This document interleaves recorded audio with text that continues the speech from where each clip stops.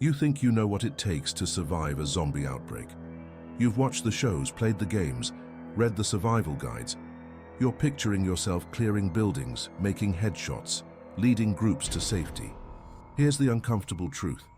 95% of people die in the first 72 hours of any major outbreak. And it's not because they can't shoot. It's because they have the wrong skills for the wrong scenario. They trained for the apocalypse they imagined, not the one that actually kills. The abilities that separate survivors from casualties aren't the ones you see in zombie movies. They're boring, uncomfortable, and completely counterintuitive to your action hero instincts. Most people optimize for the wrong threats. They focus on combat skills when 80% of survivor deaths come from dehydration, infection, and making noise at the wrong moment. Here's what actually keeps you breathing when the world stops making sense. If you're here because you take this stuff seriously, hit subscribe and the bell. We're building a community that thinks tactically, not dramatically. Let's get to work. First, let's establish parameters because generic survival advice gets you killed. We're talking standard Romero-style outbreak, slow to moderate movers, transmission through bites and fluids, reanimation in 6 to 12 hours, collapse of services within 48 hours. You're not special forces. You don't have a bunker. You're a regular person with whatever skills you have right now, starting from your actual location when it hits. No plot armor, no convenient weapon caches, no tutorial level. The question isn't whether you're tough enough. Toughness doesn't have a skill tree. The question is whether you've developed the specific cognitive and physical abilities that matter when grocery stores become death traps and your neighbors become threats. These aren't ranked by importance because you need all 10. Miss one, and the scenario finds the gap and kills you through it. Ability 1. Threat assessment speed. Not threat response, threat assessment. The time between noticing something's wrong and understanding what's wrong determines whether you get options or get cornered. Most people burn 3 to 7 seconds processing unexpected threats, running through denial and confusion before accepting reality. In an outbreak, that delay collapses your decision tree from 5 choices to 1. Run or die here. You need to compress that recognition cycle to under 2 seconds. It's pattern recognition built through deliberate practice, not natural talent. You see wrong movement. You categorize threat level. You have your answer before your heartbeat spikes. The fix is methodical. Study crowd behavior. Learn baseline normal for your environment. Drill anomaly recognition. When everyone else is still asking, what's happening, you're already moving. Ability 2.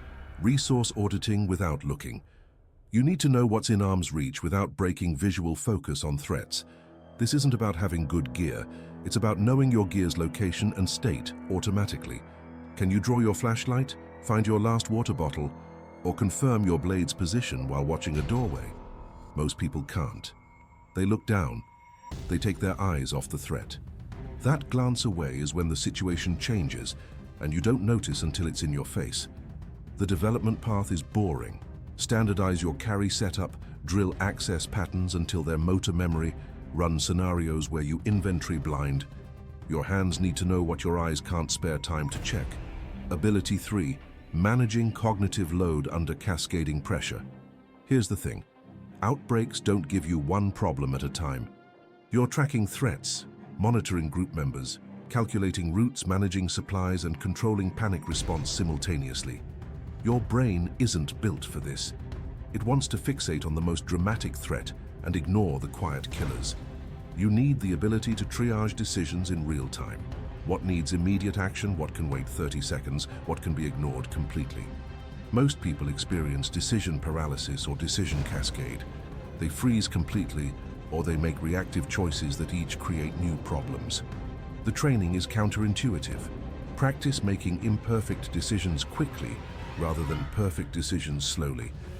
In crisis scenarios, a 70% solution executed immediately beats a 90% solution that arrives 10 seconds late.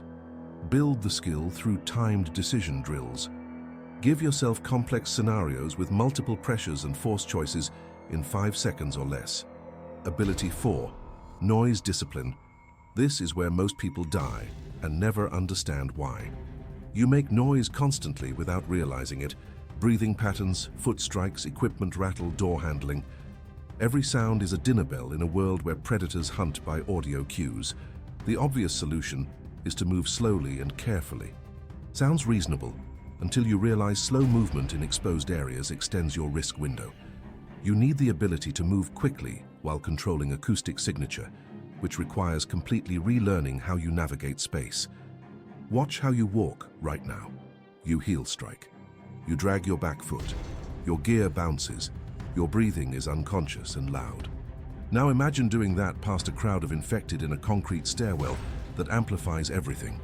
The fix requires physical retraining, ball of foot movement, controlled breathing cadence, equipment secured to eliminate rattle, door operation that manages both hinges and latches. You don't get this from reading about it. You get it from hours of deliberate practice until quiet movement is automatic. Ability 5. Reading infection spread patterns. Not just knowing zombies spread infection, but understanding how outbreaks propagate through actual geography. Most people think in straight lines. Outbreak starts here, spreads outward in a circle. Reality is messier. Infection follows infrastructure, social networks, and human behavior patterns. It moves faster along highways and public transit. It clusters in high-density areas, but jumps unpredictably through family connections. A hospital across town might be overrun, while your immediate area seems clear because that's where infected people went seeking help. You need the ability to predict where infected concentrate and where safe zones temporarily exist. By understanding human behavior at crisis onset. Where do panicked people go? Hospitals, police stations, grocery stores, relatives' homes. Those become hot zones within hours. Where do they avoid? Industrial areas, commercial districts after hours, locations that require specialized knowledge. Those might stay clear longer. This isn't instinct. It's learning to think like crowds in crisis and then thinking one step ahead. Ability 6. Field medicine prioritization. Not knowing how to treat everything, but knowing what kills fast versus what kills slow. In an outbreak, you don't have hospitals. You have whatever's in your kit and whatever knowledge is in your head. The critical ability is triage under resource constraint. What needs immediate intervention? What can wait? What's already lost? Most people either overtreat minor issues, burning supplies on problems that won't kill them, or undertreat serious issues because they don't recognize the threat timeline. A deep cut, pressure and closure matter more than antiseptic in the first hour. Dehydration? That's killing you in 3 days, not 3 hours, so water conservation beats water consumption in certain scenarios. Infection from a bite. You have maybe 4 hours to make hard decisions, not 2 days to hope it gets better. The skill development is systematic. Learn the critical few interventions that address the fatal few conditions. Understand degradation timelines for different injuries. Practice decision-making under the assumption you won't get a second chance. You're not becoming a medic. You're becoming competent enough to not die from treatable problems. Ability 7. Social threat detection. Here's what most people don't realize. Other humans become more dangerous than zombies within 72 hours. Not because people are evil, but because desperation overrides social conditioning fast. You need the ability to read behavioral cues that signal someone's about to become a threat. Voice stress, proximity management, hand positioning, eye contact patterns. The person asking to join your group might be genuine or might be assessing your defenses. The guy who seems helpful might be positioning for access to your supplies. You can't assume good faith, but you can't treat everyone as hostile either, because isolation kills you differently. This ability lives in the gap between paranoia and naivety. You're reading baseline behavior, watching for deviations, trusting slowly, and verifying constantly. It's not about being antisocial. It's about understanding that crisis strips away the social contracts you rely on, and the person you're talking to is making calculations about whether you're more valuable alive or dead. Learn to spot pre-violence indicators. Learn to position yourself with exit options during every interaction. Learn to project enough strength that you're not worth the risk, while not projecting so much strength that you become a priority threat to eliminate. Ability 8. Navigation without infrastructure. GPS is dead. Street signs are meaningless. Your mental map of the city is wrong because routes you knew are blocked or compromised. You need the ability to navigate using terrain, sun position, landmark triangulation, and constantly updated mental maps. Most people can't navigate their own city without following familiar routes. Take away those routes, and they're lost within 6 blocks. The problem compounds because in an outbreak, you're not navigating to destinations. You're navigating away from threats while moving toward objectives you're discovering in real time. You can't fix this the day the outbreak hits. You build it now. Learn to navigate without devices. Study your area from maps and aerial views. Identify multiple routes between key locations. Understand terrain features that channel or block movement. Walk your area and build mental models of how space connects. When the infrastructure fails, you'll navigate by spatial reasoning while everyone else follows doomed GPS directions into kill zones. Ability 9. Operational tempo control. This is about rhythm, not speed. You need the ability to shift between high-intensity action and complete stillness based on threat environment, and you need to do it without burning out. Most people operate at one tempo. Either they're in constant motion, burning energy and making noise, or they're frozen in fear, missing opportunities. Survival requires flowing between states, explosive movement when windows open, absolute stillness when threats are near, sustainable patrol pace during travel, rest discipline when you have security. It's not natural.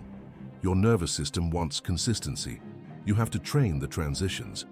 Practice going from resting heart rate to sprint and back to controlled breathing. Practice holding uncomfortable positions without fidgeting. Practice sustained movement at a pace you can maintain for hours. The person who survives isn't the fastest or the most careful. It's the person who can be both, switching gears based on what the moment requires, without the transition costing them situational awareness.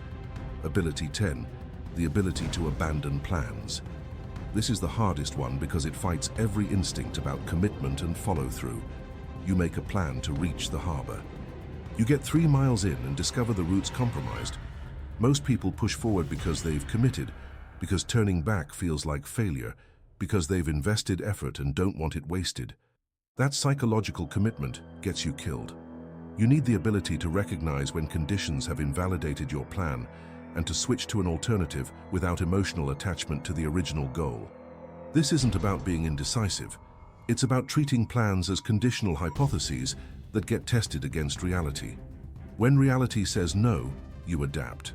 The training is mental. Make plans with explicit decision points where you reassess. Practice scenario drills where the correct answer is abandoning the objective. Build comfort with sunk cost acceptance. The person who survives isn't the one with the best plan. It's the one who can kill their plan the second it becomes a death sentence. Let's be real for a minute. You're going through this list right now doing mental math. I've got threat assessment covered. I can navigate pretty well. I'm definitely keeping noise discipline.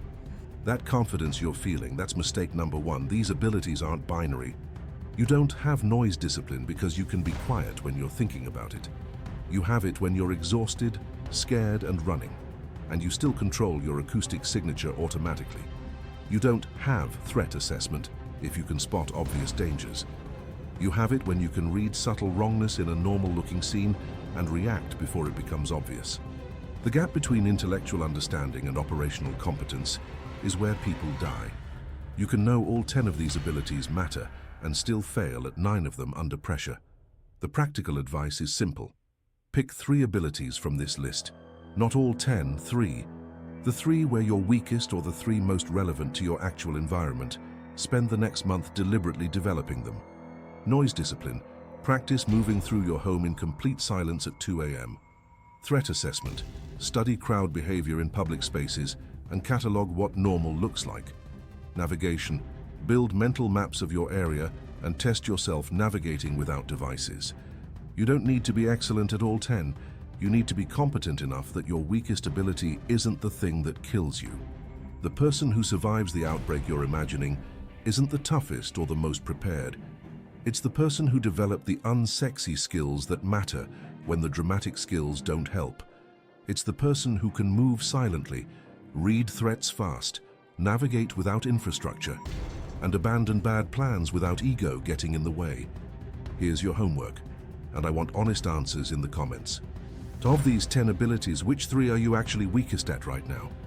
Not which 3 sound coolest or which 3 you wish you were good at, which 3 would get you killed first. Second question, what's your actual plan to develop one of them this week? Not I'll think about it or I'll watch videos. What's the specific training action you're taking? Third, if the outbreak hit right now, how many of these 10 could you execute under pressure without thinking? No plot armor, just honest assessment. If you're serious about this stuff, you're in the right place. Subscribe and hit the bell because we're doing this every week, tearing apart the fantasy and building the reality of what actually keeps you alive. Drop your answers below.